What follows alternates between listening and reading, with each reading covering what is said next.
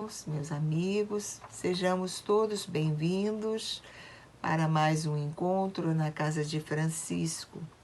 Hoje teremos a participação da nossa querida Lívia Gabriel, aqui do nosso Jefa, e nos trará o tema Amar ao próximo como a si mesmo.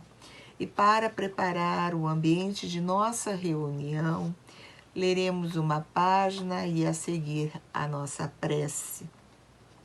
O texto escolhido foi do livro Vinha de Luz pelo Espírito Emmanuel, capítulo 167, com o título Nossos Irmãos. E dele temos este mandamento, que quem ama a Deus, ame também a seu irmão. Está no Evangelho de João, capítulo 4, versículo 21. Em verdade, amamos a Deus em todos os motivos de júbilo dentro da nossa marcha evolutiva. O Evangelho, entretanto, é farto de recomendações no sentido de amarmos também os nossos irmãos entre as pedras e sombras da escabrosa subida. Certo, a palavra da Boa Nova não se reporta aos companheiros amados e felizes que já solucionaram conosco as questões de harmonia mental, e sim aos que respiram em nossa atmosfera, exigindo auxílio fraterno e seguro.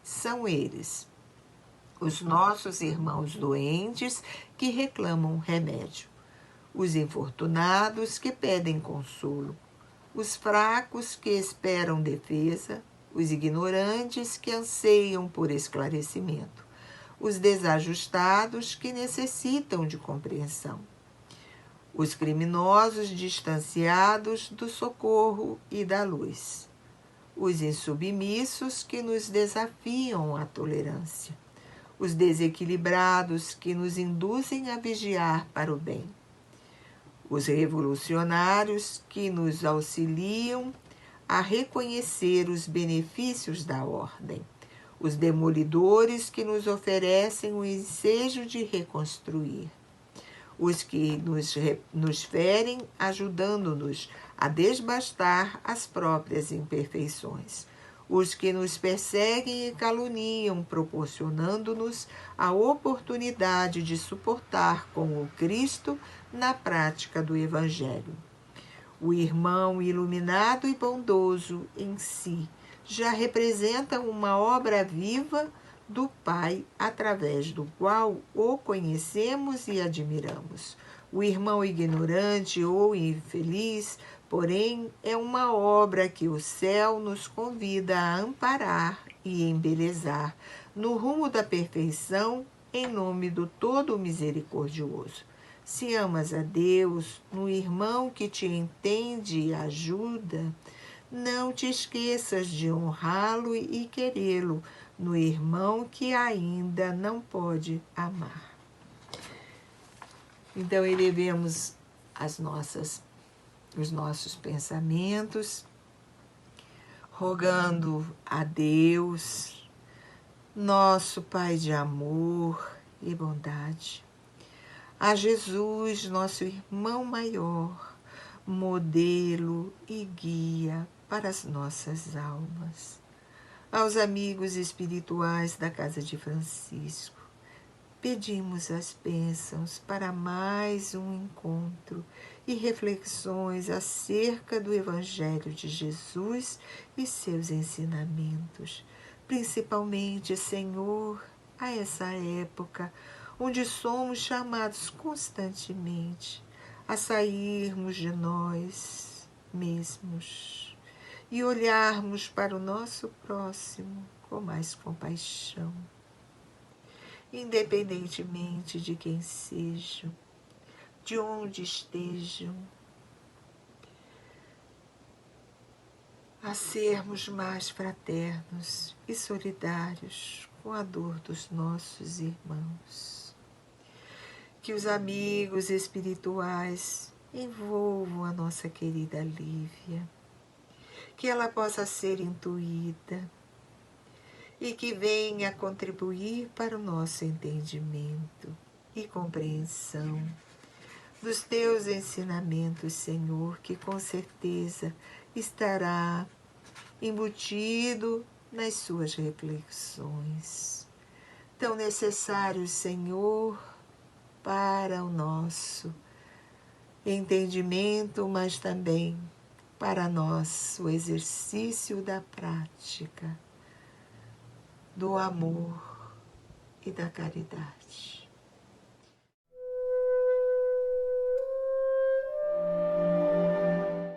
Olá, meus amigos! Fico feliz e muito grata de estarmos mais uma vez reunidos para falar sobre o Evangelho de Jesus à luz da doutrina espírita. E no dia de hoje temos como tema amar ao próximo como a si mesmo. Tema esse bastante comum e muito debatido, mas que nos dias de hoje, principalmente dada a pandemia, fica clara a importância de ainda tocarmos nesse assunto. Haja vista as corridas aos supermercados, as disputas pelo álcool em gel e tantas outras atitudes que nos revelam como ainda temos cuidado e amado mais de nós do que do nosso próximo. Então sigamos juntos nessa caminhada, primeiramente falando sobre o Evangelho de maneira geral, para que fique claro para todos nós e sempre lembremos que as palavras de Jesus, elas são eternas e inesgotáveis. Quando lemos algum trecho do Evangelho ou ouvimos alguma parábola, percebemos que essa mesma mensagem ela pode ser entendida sobre perspectivas e abordagens tão diferentes. Isso só nos revela o profundo amor e inteligência do Mestre para com todos nós, que soube trazer mensagens para todos os seus filhos. Cada espírito, em seu grau evolutivo, consegue apreender dessas mensagens o que é possível para ele, o que importa e o que é necessário para a sua caminhada de progresso enquanto ser humano, enquanto espírito imortal.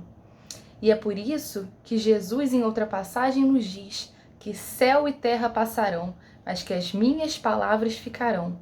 E aqui, sob céu e sob terra, temos noções especiais.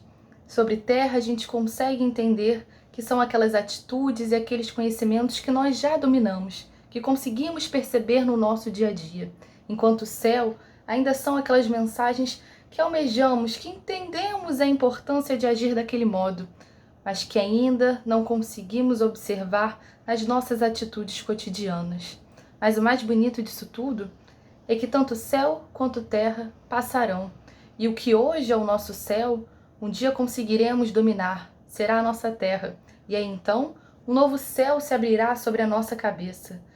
Conseguiremos que a mensagem do Cristo seja revelada sobre uma nova perspectiva para todos nós, mais desafiadora, mais profunda.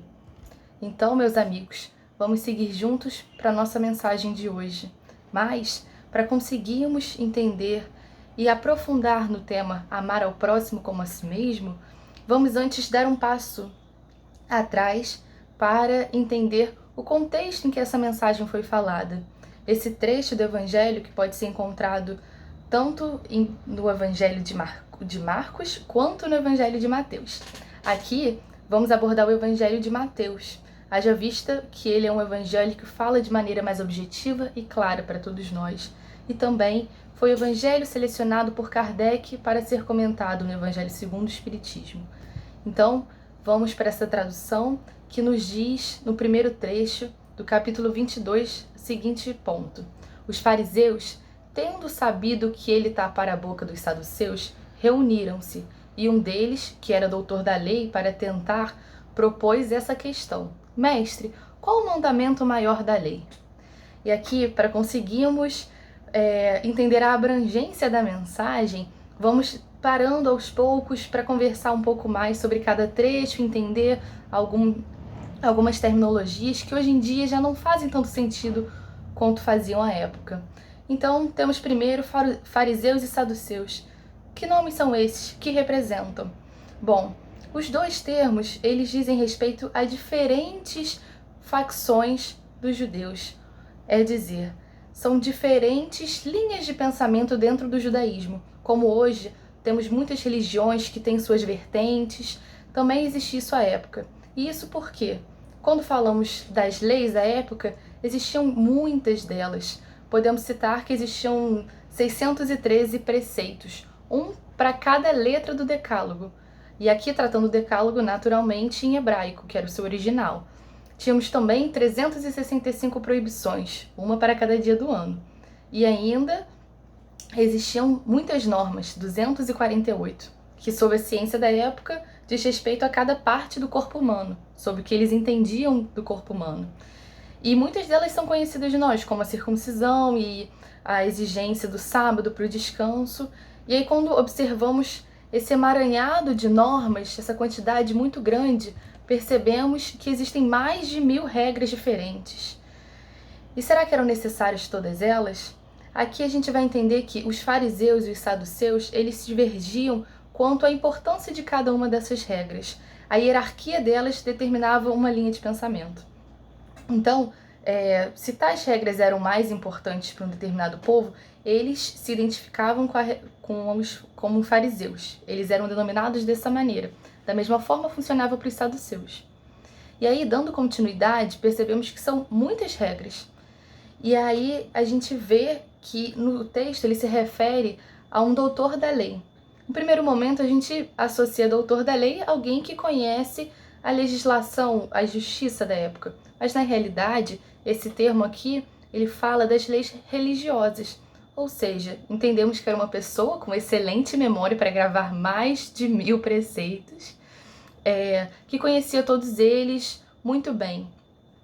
E então, a partir desse contexto, a gente pode entender que a pergunta feita a Jesus, ela poderia ter diferentes conotações, visar diferentes objetivos.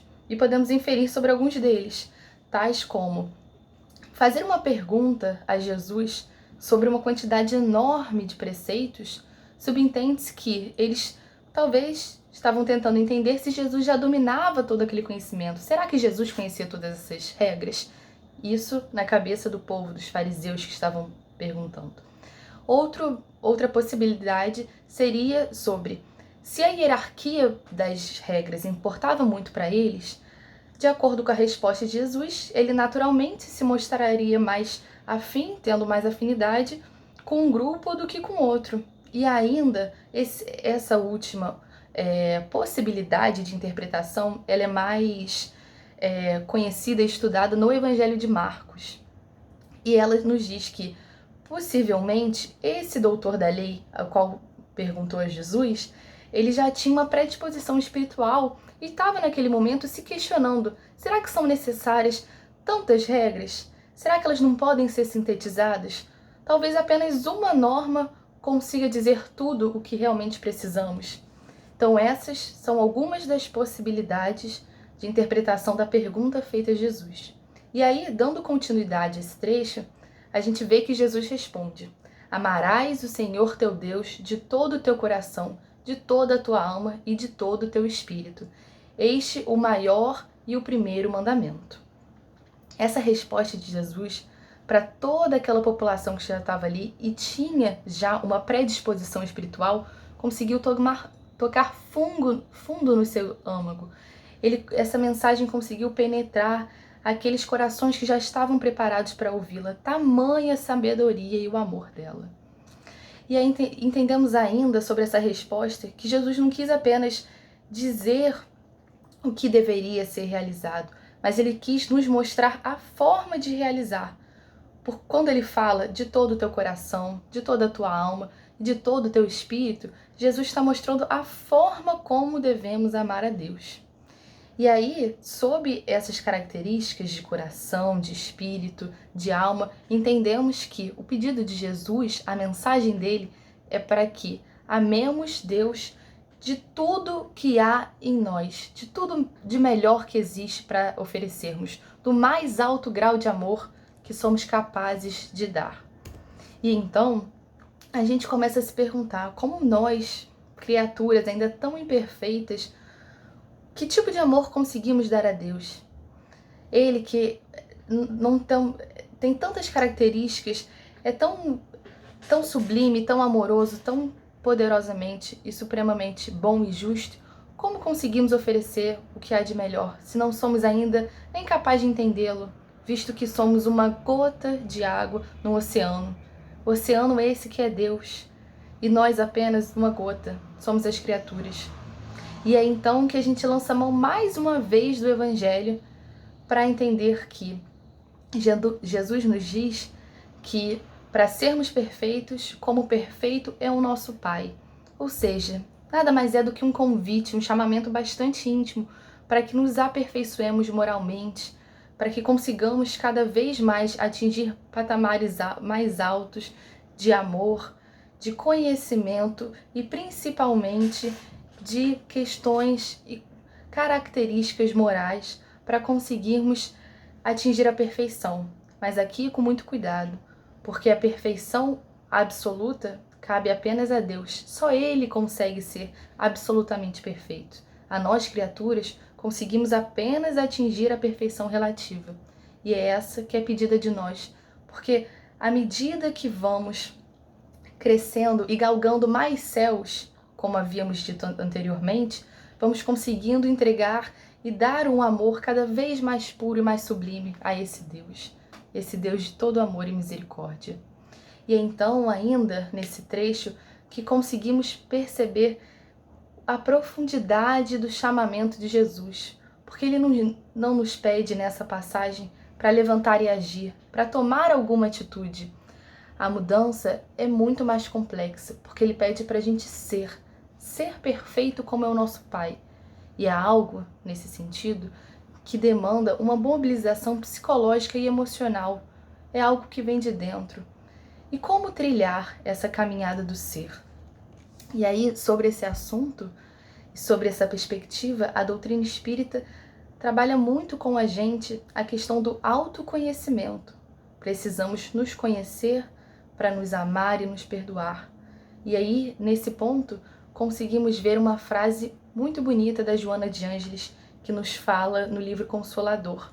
Ela tem um texto chamado Terapia do Autoconhecimento, e uma das frases dele é a seguinte: o homem que se conhece possui um tesouro no coração, já a nos dizer da importância de nos conhecermos, porque a partir do conhecimento pessoal conseguimos nos empoderar das nossas qualidades e enxergarmos nossos defeitos. Isso para cada vez nos amarmos mais. E aí, sobre essa questão do autoconhecimento, existe uma crônica que eu ouço desde muito nova e que é a seguinte: existia uma menina que morava numa cidade distante de seus pais. E estava chegando a época de final de ano, onde tem muitas comemorações, e ela decidiu ir visitá-los. Para isso, comprou uma passagem, foi para o aeroporto, despachou a mala, resolveu toda essa burocracia, essa papelada que já conhecemos. E aí, como descobriu que seu voo estava atrasado, resolveu fazer o embarque e esperar por lá que o voo partisse. E aí, entrando pelo embarque, ela foi numa dessas lojas de conveniência, selecionou uma ou duas revistas para se entreter nesse tempo. E aí, quando ela foi pagar, ela percebeu que no balcão tinha aquela quantidade enorme de doces coloridos, muito importados, e resolveu selecionar um biscoito. E aí, pagou tudo que era devido, segurou as revistas, guardou o biscoito e foi sentar em algum canto para se acomodar. E aí ela sentou do lado de um senhor, mas assim que ela sentou, ela ouviu um barulho, como se alguma coisa tivesse caído no chão, mas as revistas estavam ali com ela, o que poderia ser? E aí, quando ela abaixou para pegar, ela viu que o senhor já estava se levantando com um pacote de biscoito na mão. Então ela esperou por um momento, imaginando que o senhor fosse devolver o pacote de biscoito que ela tinha comprado havia poucos instantes. Mas o senhor fez o contrário, ele abriu o pacote de biscoito e começou a comer. Ela já foi tomada de uma energia e de pensamentos não muito puros naquele momento, se indagando que postura inadequada, e começou a olhar para aquele senhor, e ele, estranhando, ofereceu a ela um biscoito. E ela aceitou, pensando, bom, talvez ele perceba que eu ainda quero esse meu biscoito e me devolva. E assim, ele não fez. Ele comeu mais um biscoito e passou a oferecer cada biscoito a ela. Ele comia um biscoito, ofereceu o outro a ela. E isso foi feito até o último biscoito do pacote. E ela ali, já tomada de toda aquela sensação de pensando, meu Deus, como ele foi capaz de fazer isso? Que cara de pau, como assim? Até que ele corta o último biscoito, come metade e oferece metade a ela, que novamente aceita. Um pouco depois dessa situação, o voo dela vai partir. Então ela levanta, sem nem agradecer, bastante indignada ainda e ruminando toda aquela situação, entra no voo, vai procurando a sua poltrona, naqueles corredores, sabemos que são bastante estreitos. Quando ela acomoda a sua bolsa no bagageiro, ela percebe que o seu biscoito estava ali todo o tempo. Então que ela passa toda a trajetória do voo, bastante envergonhada, constrangida e refletindo sobre aquele pensamento dela. Bom, essa história também nos chama para muitos conhecimentos, porque é nesse momento que conseguimos pensar e nos deparar com as nossas próprias imperfeições e entender que muitas vezes nos precipitamos a apontar o dedo para os nossos amigos, para as pessoas próximas a nós, quando na realidade ainda não conseguimos enxergar aquilo que em nós precisa ser melhorado. E essas dificuldades, sob todos os pontos de vista do autoconhecimento, que são bastante importantes para que nos amemos, esse ponto de vista de conhecer os nossos defeitos, ele é fundamental, porque assim passamos a exigir menos do outro e também a perdoar mais a nós mesmos. E principalmente, entender que muitas vezes a dificuldade do outro, ela também é nossa. Talvez em um grau diferente ou em uma outra roupagem, mas que todos nós, mais ou menos no mesmo grau evolutivo, acabamos compartilhando de muitas faltas. E isso não é motivo para que nós nos sintamos mal ou que isso faça com que nós nos amemos menos, mas muito pelo contrário. Isso é um motivo para que possamos criar empatia para com o outro. Façamos com que essas dificuldades que são compartilhadas criem alternativas de tolerância, de respeito e empatia para com o próximo. E para com nós mesmos também. Porque o nosso tema central é amar ao próximo como a si mesmo. Então, é nesse momento que pensamos, como posso amar ao próximo se ainda não me amo? Como não vou ser crítico com o próximo se ainda sou muito crítico comigo? Então, a gente fala aqui juntos sobre equilíbrio, sobre conseguir enxergar as suas dificuldades, mas utilizá-las para o seu próprio aprimoramento e não como obstáculo. E aqui, falando sobre relacionamento, a Joana de Ângeles vem novamente nos trazer uma mensagem bem bonita, mas agora ela nos fala no livro Convites da Vida. Ela diz assim: tolerância é caridade em começo, exercitando-a em regime de continuidade, defrontarás com os excelentes resultados do bem onde estejas com quem convives. Então ela está falando aqui pra gente da necessidade da gente se amar e exercer a tolerância e o amor para com o próximo, porque assim conseguiremos um relacionamento muito melhor, porque a ação que temos com o próximo, ela também reflete na gente. Necessitamos muito do outro para o nosso crescimento. E ainda falando sobre esse tema, sobre a questão do amor e a tamanha importância da gente se amar e da gente se conhecer, eu cito aqui uma passagem de um poema muito bonito do Mário Quintana, chamado A Vida, que ao ler esse poema, podemos até imaginar e nos parece que ele é espírita. Tamanha a profundidade e a relação com os nossos ensinamentos aqui da doutrina espírita. Ele nos diz assim: eu percebi que quando me amei de verdade, pude compreender que em qualquer circunstância eu estava no lugar certo, na hora certa. E aí ele nos fala que nada é por acaso nesse momento. E a necessidade e o papel do auto-amor e do autoconhecimento para que a gente crie essa paz interior. Porque não conseguiremos expandir a nosso paz, nosso amor para o próximo, exercitar esses sentimentos positivos para com o outro, se ainda não possuímos eles dentro da gente. E aí, nessa caminhada de autoconhecimento, à medida que vamos nos conhecendo e nos amamos, percebemos que somos habilitados não apenas a amar a Deus, mas sim a amar também o outro.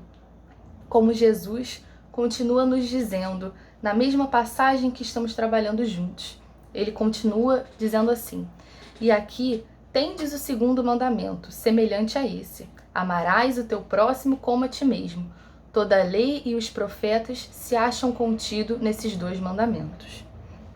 E é nesse ponto que lançamos mão de Emmanuel.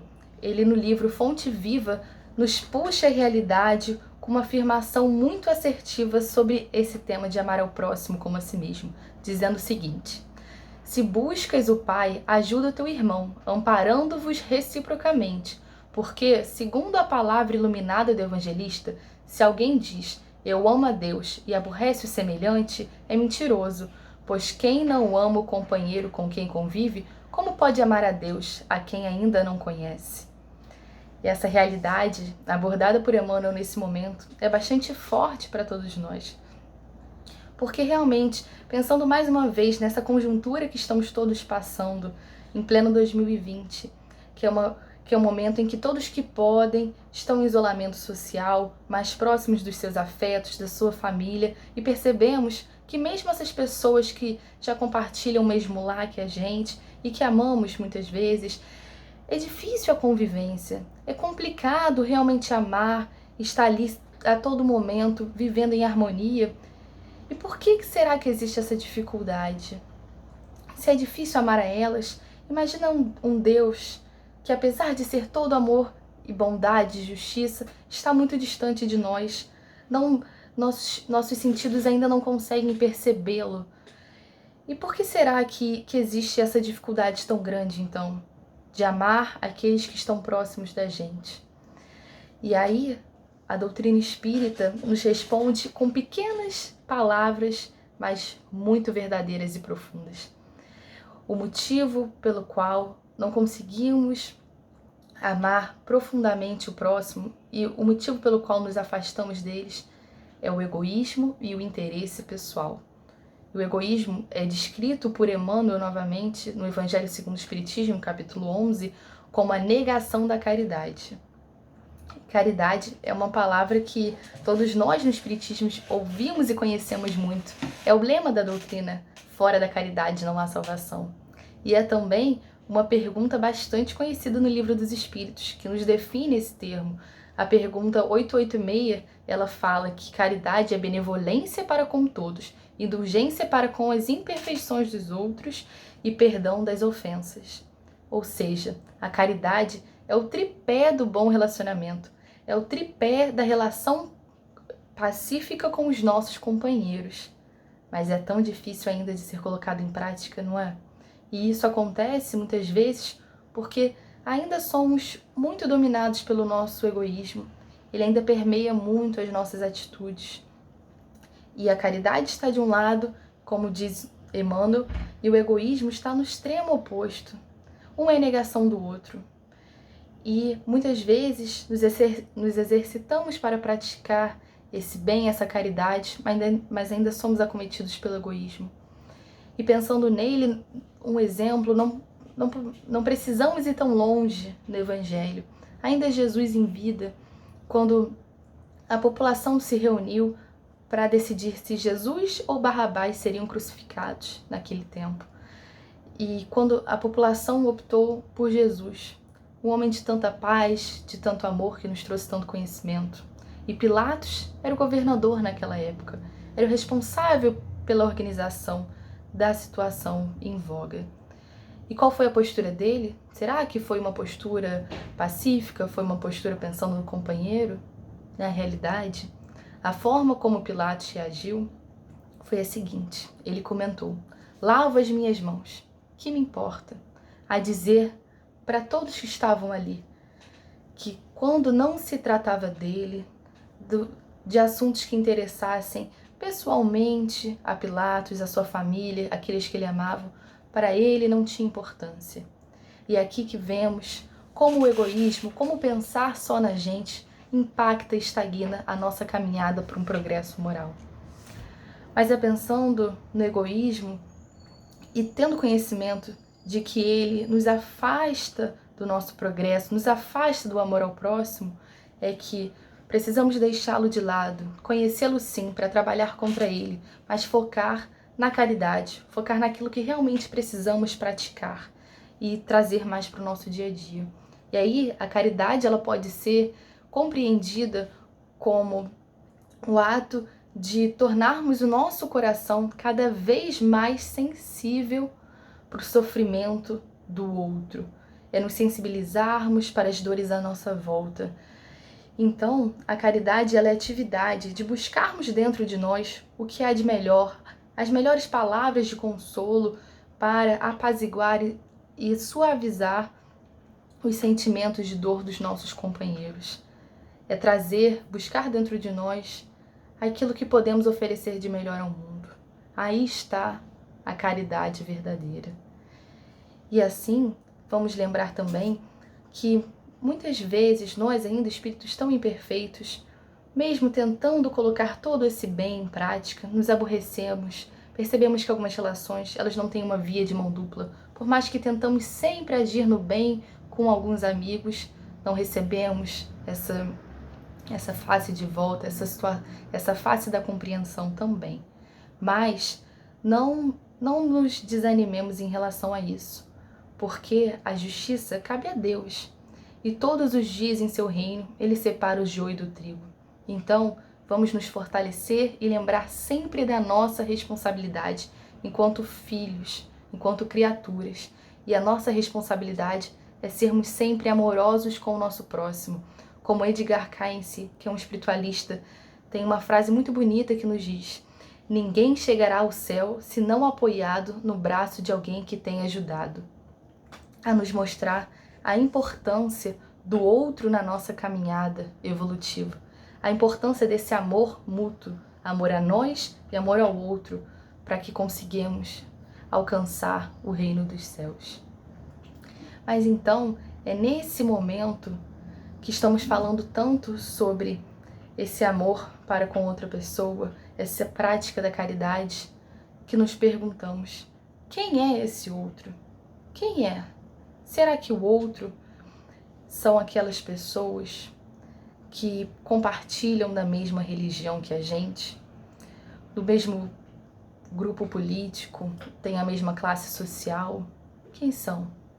E para nos responder essa pergunta, que é colocada em uma passagem do Evangelho de Lucas, Jesus lança a mão da parábola do samaritano, que todos também conhecemos, que um homem descia de Jerusalém para Jericó, até que foi acometido por 2 assaltantes, que infelizmente o machucaram, deixando bastante ferido e caído no chão, roubando todos os seus pertences. Logo depois dessa situação triste, passa um homem religioso que não presta auxílio. Novamente, outro homem, também seguidor de alguma religião, ele passa e não presta auxílio. Talvez pelas regras muito exteriores existentes à época, isso impossibilitou que eles ajudassem o homem ali caído. Mas pouco tempo se passou e um samaritano também percorreu aquele caminho e não tardou em prestar auxílio.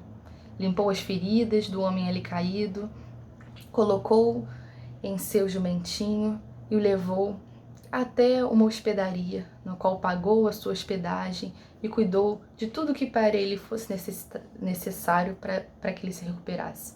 E é nesse momento da parábola que Jesus pergunta ao povo que estava ali ouvindo quem era o próximo desse homem caído. O mais interessante é que a ideia de Jesus era nos colocar nesse momento não no lugar daquele que está sempre prestando auxílio, daquele que tem a palavra amiga para dar, para aquele que tem o sustento material para oferecer aos outros. Não, Jesus nos coloca na posição daquele que precisa da ajuda, para que realmente possamos entender quem é o nosso próximo. Porque quando estamos passando por uma profunda dor, às vezes a perda de algum ente querido, ou uma situação que realmente nos angustia, será que nosso próximo é só a nossa família? São só os nossos amigos? Ou nosso próximo é qualquer pessoa bem intencionada que estenda a mão para nos ajudar? Essa é uma reflexão bastante interessante. E é também sobre isso que Fenelon, no Evangelho segundo o Espiritismo, nos traz a realidade ainda do que acontece em nossas vidas. Eu vou pedir licença para vocês para ler esse trechinho que diz assim: Pobres irmãos, o vosso afeto vos torna egoístas. O vosso amor se restringe a um círculo íntimo de parentes e de amigos, sendo-vos indiferentes aos demais. Pois bem, para praticardes a lei de amor, tal como Deus a entende, preciso se faz, chegues passo a passo a amar todos os vossos irmãos indistintamente. E aqui, Fenelon nos traz a nossa realidade, ao que realmente passamos e vivemos no nosso dia a dia, porque por mais que de forma consciente nós entendamos que todos somos filhos do mesmo Pai, que todos formamos uma família universal, na prática, será que é assim que estamos agindo? Será que ao passar nas ruas conseguimos olhar e tratar com cortesia e gentileza todos aqueles que vêm até nós, todos aqueles que precisam de alguma ajuda? Ou será que ainda estamos separando aqueles próximos realmente em termos de distância, aqueles que são próximos da nossa família, dos nossos amigos? Como será que estamos trabalhando para ajudar? E aí é nesse ponto que podemos lançar um exemplo de um espírito já bastante evoluído, que conseguiu colocar em prática esse ensinamento de ampliar a sua visão de quem era o próximo. E esse espírito é Gandhi. Gandhi, quando esteve aqui na Terra, um espírito de muita paz, que conseguiu libertar todo o povo da Índia da colonização inglesa. E isso aconteceu por meios pacíficos, sem pegar em armas, porque ele não pensou só em si e naqueles que ele gostava, naqueles que estavam ali ao seu redor, do seu convívio cotidiano. Ele pensou em toda a nação. Ele pensou como seria importante essa atitude, como ajudaria a todo o meu povo. Então ele conseguiu colocar em prática essa noção de família universal, de ampliar a sua visão de próximo. Então, é a partir daí que começamos a entender que à medida que formos angariando esses tributos, essa natureza da divindade, tendo essas características de amor, de caridade dentro de nós, vamos ampliando a nossa visão de quem é o nosso próximo. Assim como conversamos lá no início das nossas reflexões sobre o Evangelho, que vai se aprofundando e nos revelando à medida que vamos galgando novos céus, assim também é a nossa visão de próximo. Ela vai se dilatando à medida que vamos nos aperfeiçoando moralmente. E é então que podemos citar uma metáfora para entendermos melhor esse ponto. Vamos imaginar que existe um quarto todo mobiliado, mas que está muito escuro. Se adentrarmos esse quarto com uma pequena labareda, conseguiremos apenas enxergar os móveis mais próximos de nós, uma cama, uma mesa, talvez um armário. Mas, se adentrarmos a esse mesmo quarto com um holofote bastante amplo, capaz de iluminar muito longe, conseguiremos enxergar cada cantinho desse cômodo, cada bibelô em cada prateleira. E assim funciona com a nossa evolução espiritual. Se ainda não tivermos muitos atributos para nos aperfeiçoar moralmente, se não vamos iluminar pouco ao nosso redor e ver o nosso próximo apenas nas pessoas do nosso convívio, do nosso interesse, mas se nós consigamos, a partir do momento em que nós consigamos nos aperfeiçoar e elevar espiritualmente, estender o nosso amor pessoal e levá-lo ao próximo, vamos conseguir enxergar todo esse quarto, toda a humanidade como sendo o nosso próximo. E a partir daí, conseguir levar esse nosso amor a todas essas pessoas.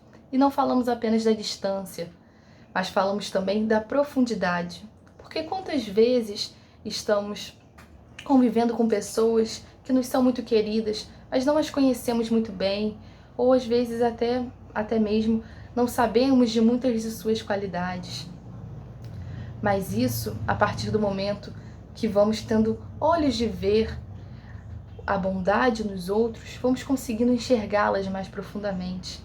E o exemplo dessa situação, de um espírito altamente evoluído, não podia deixar de ser a de Jesus, que viu em Saulo o Paulo que tanto praticou e levou o Evangelho a pessoas e países diferentes. Então, meus amigos, não tenhamos dúvida que precisamos iluminar o nosso interior, galgar cada vez mais atributos e qualidades espirituais para que possamos retribuir esse amor ao próximo cada vez com mais intensidade e cada vez dilatando mais essa nossa visão de próximo.